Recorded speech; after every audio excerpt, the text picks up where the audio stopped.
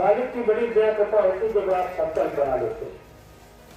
मेरे पैर में दिक्कत थी, अभी भी इसमें सूजन है, जूते नहीं पहन पाते थे, लेकिन ये संकल्प था कि 5 तारीख को चलियानी जाना है। परसों वाले दिन ये कान एक जो बहने लगा, अभी हेलमेट लगाते हैं इधर से दबा के तक लगाते चढ़ा नहीं पाते हैं। तो गुरु महाराज की दया कृपा होती है, जब संकल्प आप बना लो तो आपका काम सिद्ध होगा। बिटिया को कहना पापा कान ठीक है कि रात में कान की शिकायत करी, दर्द होता था, नींद नहीं पड़ी, तो और दवा भी लाए थे। तो ये गुरु की दया कृपा लेकर जब आप चलेंगे तो आपके सारे काम सिद्ध होंगे। और गुरु का महत्व अगर आपके पास नहीं रहा तो फिर आप कुछ नहीं कर सकते, कुछ भी चाहो बिना गुरु के आप कुछ नहीं करते। नवरत के लिए कलिया में पड़ गई पथरिया, एक पुत्र अपना में जावे छोड़ डाले खोपड़िया, एक पुत्र जैसे जेरा अपन कर जाने तैसे घर बदलिया। क्योंकि जीव को प्रथम बार में जीवात्मा जब धराधाम पाए सब शरीर में आएगी, कर्म बंधन में बंध के अलग अलग योनि में पहुंच गए। जीवात्मा तो सब उसी मालिक की उस सचखंड से आई है।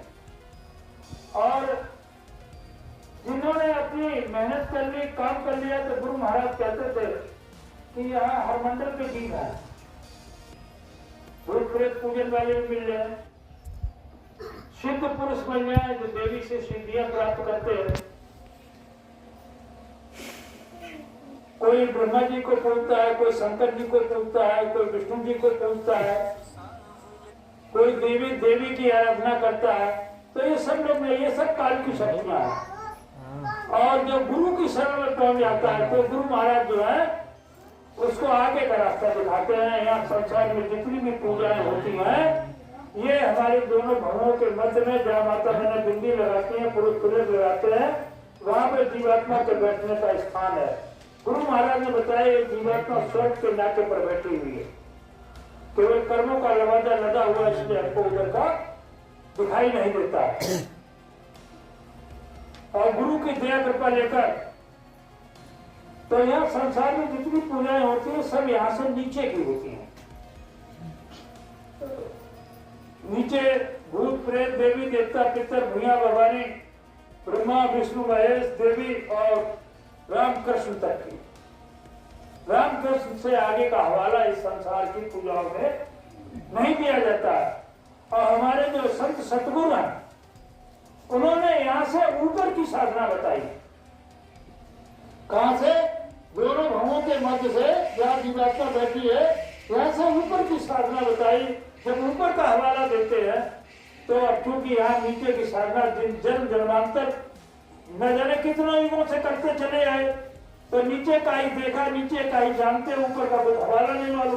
तो हवाला में मालूम होता है तो उनको बड़ा विचित्र लगता है, पता नहीं ये कहाँ से पकड़ ला, कहाँ से आए। जब गुरु महाराज के सानिध्य में 1973 में पहुंचे थे तो गुरु महाराज सत्संग देते कुछ पढ़ने नहीं पड़ते, क्यों नहीं पढ़ने पड़ता था? ऊपर का भेद न किसी ने बताया था न जाना था।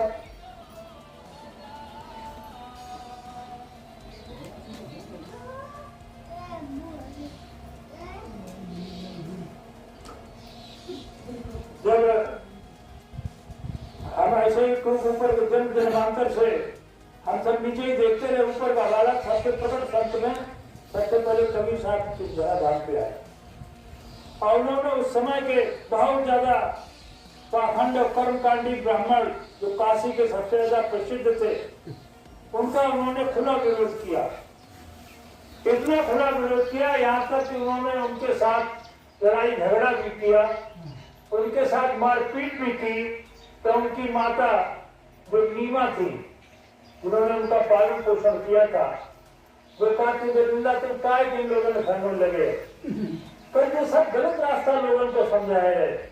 और देखो देखो ये तुम्हारे तो किस तुम्हारे को नाम लगाई, देखो जो तुम्हारे बच्चे पड़ गई जो, अरे कहीं जाकर कठिन ना हो, हम जी काम के लिए आए, हमारे वो काम हो जाए, इस काम के लिए आए जो शरीर थोड़ी रहे, शरीर में सांसों की पूंजी टिको, सांसों की पूंजी खत्म हो जाए जरूर है, लेकिन जिस काम के लिए आए, जिस काम के लिए मालिक ने हमको भेजा है, अपनी पूरी पावर देकर हमें वो काम करना है, लोगों को जगाना है। जगाते जगाते जगाते जगाते देखिए गुरु उस समय गुरु आए थे, नानक साहब उसी काल में थे। फिर उसके बाद संत रविदास आए थे। संत रविदास और गुरु गोरखनाथ तो कर्मकांडी और काल को पूजने वाले थे, सिद्धियां थी उनके पास। और संत रविदास तो वो तो ऊपर की पावर लेकर आए थे। तो जब उनका आपस में भरभेटा हुआ, बातचीत हुई, तो गुरु गोरखनाथ कहने लगे कि आप इतनी बड़ी पावर लेकर आए हैं तो लोगों का उद्धार क्यों नहीं करते? तो उन्होंने कहा मैं जमीन तैयार करने आया, मैं जमीन तैयार करने वाला। जब जमीन तैयार करने के लिए मतलब 2, 4, 10, 20, 50 को उद्धार करके ले जाएंगे, बात बाकी तो रास्ता दिखाने के लिए आए, जमीन तैयार करने आए और आगे ले जाने वाला आगे आ रहा। तो उस समय बताया जाता है जब से कबीर साहब आए तब से 40-45 महात्मा जो है संत फकीर, जिन्होंने अपने अपने भक्त का नाम जगाकर और न जाने कितने जीवों का उद्धार करके ले गए। अब ये भक्त का जगाया हुआ नाम जय गुरुदेव। जब देखिए आप सोचे कि जो नाम का जहाज कि कैसे चला जाता है वो बराबर काम करेगा, लेकिन ऐसा नहीं होता है। नानक साहब के बारे में बताया गया कि नानक साहब जब अपना नाम का जहाज लेकर चले, क्योंकि आयोग का एक निर्धारित समय होता है, हमारी आपकी सांसद पूंजी शरीर की निर्धारित है, ऐसे वो नाम का जहाज भी उसका एक समय निर्धारित होता है। तो उतने बीच में जिन जिन जीवात्माओं को भक्त गुरु जो है नामदान देता है उनकी संभाल करता है और उन जीवात्माओं को लेकर जब नाम का जहाज लेकर चलता है तो उनकी शुमार करता है। गुरु महाराज मंच में बताया करते थे, मैं जिसको नामदान दे देता हूँ उसको भूलता नहीं। और बोले आप हमको कभी याद नहीं करते हैं, जब मैं आपको याद करता हूँ तब मुझे आप याद करते हैं।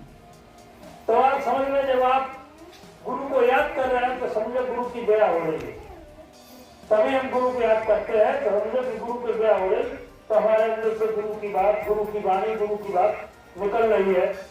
तो इस तरीका से नानक साहब जो थे जब अपने नाम का वाहे गुरु नाम का जहाज उन्होंने लगाया था, जब जहाज लेकर चले तो उसमें एक जीप कम था, एक जीप कम था। तो उन्होंने ध्यान लगाया, योग से अपना ध्यान लगा के देखा तो वो जीप नरक में पड़ा हुआ था। तो नानक साहब को उस जीप के लिए नरक जाना पड़ा। तो गुरु महाराज कहते थे कि मैं वो जमोगा हूँ, जिसको पकड़ लेता हूँ उसको छोड़ता नहीं हूँ। कुछ तो बदले हंसी खुशी तो होकर तंग बदल जाएंगे। तो नानक साहब को नरक जाना पड़ा और जीप से कहा कि तुम यहाँ क्या कर रहे, चलो मेरे साथ। तो उसने कहा हुजूर हमको यहाँ ना आए, बहुत दिन हुई गए और देखो हमारे आप दोस्त हुए, कहीं आप समय ले चलो तो चले दिल्ली ना गए हैं। अब संतों की गति बड़ी नहीं आ रही, बहुत पावर होती इनके अंदर। उन्होंने नानक जाए अंगूठा बोला, सब जीवों का किया गया, उस नरक को अपने पैर का अंगूठा डाला और पूरा नरक खाली कर दिया। जब पूरा नरक खाली कर दिया, लेकर जीवों को चल दिए तो काल को बड़ी चिंता हुई, मेरे ये तो मामला बहुत खराब। तो उन्होंने अपने जो भी उनके सहकर्मी थे तो उनको सबको बताया, समझाया और उस समय एक कहावत बन गई कि सोनो जंग ना लगे, लोहा भुन्ना खाए और संत को चिताओ जीव, कभो नरक न जाए। बेटा एक जन्म दिला, हालांकि हमारे गुरु महाराज तो 4 जन्मों का ठेका लिया कि 4 जन्म में। पहले तो गुरु महाराज कहा करते कि मेरे सामने ही भजन कर लो, फिर बाद में कोई कहने वाला नहीं मिलेगा, मेरे सामने भजन कर लो, एक ही बार में निकल चलो। वैसे तो 4 बार में वैसे ही बताया गया तभी जो है उद्धार होता है, लेकिन ये इतनी बड़ी पावर लेकर आए कि एक ही बार में आपको ले जाने के लिए तैयार थे, लेकिन जो हम कुछ करे ही नहीं। क्यों गुरु महाराज जी का कुछ तुम करो, कुछ उसकी कृपा हो और कुछ मत करो, तो तीनों का जोड़ लगाना पड़ेगा। पता लगा जब खुदे नहीं करे तो और भी कहाँ जोड़ लगाए, तो हमको करना तो पड़ेगा। क्या करना पड़ेगा? गुरु महाराज ने 3 चीजें बताई, सुमिरन, ध्यान और भजन। सुमिरन बताया जिसका नाम ले उसको रूप को याद करो। अब संतों ने समय अभी तक तो 5 नाम का नाम दिया जाता रहा। 5 नाम, 5 रूप, 5 स्थान, उनके 5 वादे। तो जिसका नाम ले उसके रूप को याद करो। सबके रूप है, अपने जो भी धनी है सबके अपने रूप है, उनके रूप को याद करो। तो जिसका नाम ले उसके नाम को, उसके रूप को याद करो। इसको कहते हैं सुमिरन। अब बात ये अलग है कि आप बैठे सुमिरन करने, माला जप रहे, मन आपका भाग रहा कोर्ट में, कचहरी में, दुकान में, दफ्तर में, वेतन में, चारों तरफ भाग लो। तो कभी साहब ने तो कही कि माला तो कर में फिरे, जीप फिरे, मुखमाए, और मनुआ तो जगदीश फिरे, ये तो सुमिरन। लेकिन हमारे गुरु महाराज ने ऐसे लोगों पर भी दया कर दी। हमारे गुरु महाराज ने ऐसे लोगों पर भी दया कर दी। उन्होंने कहा मन जाए जान दे, दृढ़ कर राख शरीर, और उतरी परी कमान से कमर उछाले थे। मन भागता है, भागने दो। तुम अपना स्थान मत छोड़ो, अपने शरीर को दृढ़ रखो। धीरे धीरे करके जब आप ये अभ्यास करते रहेंगे तो करत करत अभ्यास के जड़ में भोज हो जान, और रसोई आवत जाती सिर पर कर। जब आप बराबर बैठेंगे, संकल्प, इसके लिए गुरु महाराज का संकल्प बनाकर बैठे। संकल्प बनाकर जब बैठेंगे तो ऐसा नहीं, गुरु महाराज ने कहा कि आप बैठिए, और आखिरी में गुरु महाराज ने बताया, और मैंने लिखा पढ़ा देखा है कि जब जीवात्मा उस शरीर से निकलने वाली होती है, समय उसका नजदीक आ जाता है, तो संत सदगुरु शब्द खोल देते हैं, ऊपर की आने वाली आवाज को खोल देते हैं। उस आवाज को पकड़ के आपको ऊपर जाना है, काल के हाथों में नहीं जाना। क्योंकि जब गुरु नाम देता है तो काल के हाथों से डोरी लेकर अपने हाथ में ले लेता है। गुरु की पावर से बना होता है। गुरु इतने दयालु होते हैं, हम बड़े उल्टे सीधे काम करते। गुरु हमें बहुत कुछ समझाओ, छोटी मोटी बात हर कुछ समझाओ, हर तरह समझाओ, और अब तक बराबर समझाते चले आए, कभी साहब के समय से लेकर अब तक, लेकिन हम फिर भी नहीं समझ पाए। तो गुरु महाराज ने थोड़ा सरल कर दिया, थोड़ा सरल कर दिया, और कहा कि देखो भाई, आप जो है घाट पर जरूर बैठिए, घाट पर रोजाना बैठिए। मन आपका भागता है, भागने दो। माता बहनों के लिए तो इतना सुविधा दे रखी है कि जैसे माता बहनें जो है सुबह उठ के घर गृहस्थी का काम करती हैं, और बाल बच्चों के लिए, बच्चे स्कूल जाते हैं, उनके लिए खाना वगैरह, टिफिन बनाना, घर वाले भी अपने काम से जाएंगे, कोई नौकरी पेशा वाले हैं, कोई खेतों में जाते हैं, कोई काम करते हैं, उनके लिए भी खान पीन की व्यवस्था करना है। और उसके बाद जब सब खा पी के चले गए तो अब घर की साफ सफाई, बर्तन वगैरह सब साफ सफाई करके, और